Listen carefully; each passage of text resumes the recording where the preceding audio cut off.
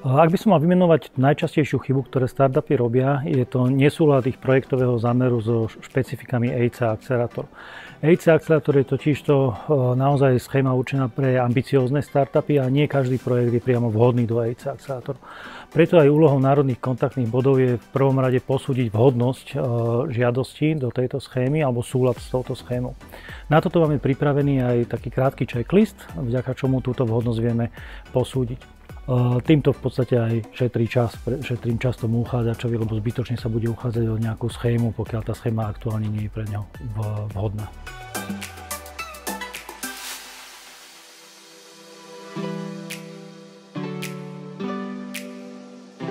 V prvom rade by si mali ujasniť, čo chcú ako firma, ako startup dosiahnuť, stanoviť si svoju firemnú stratégiu a potom si vybrať taký tím, ktorý im pomôže dosiahnuť úspech v tomto EIC akcelerátore.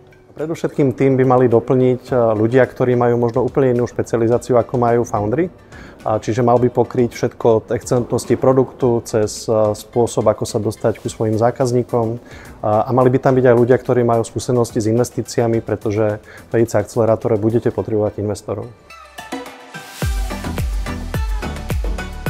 Z každej podanej žiadosti sa dá určite poučiť a myslím, že s tými skúsenosťami, ktoré máme, by sme sa určite pozreli na všetky aspekty toho biznis plánu, vrátane partnerstiev. Snažili by sme sa ešte pred podaním žiadosti alebo pred jej prípravou získať maximálne schopných a kompetentných partnerov a tiež samozrejme zapojiť aj investorov, ak ich máte.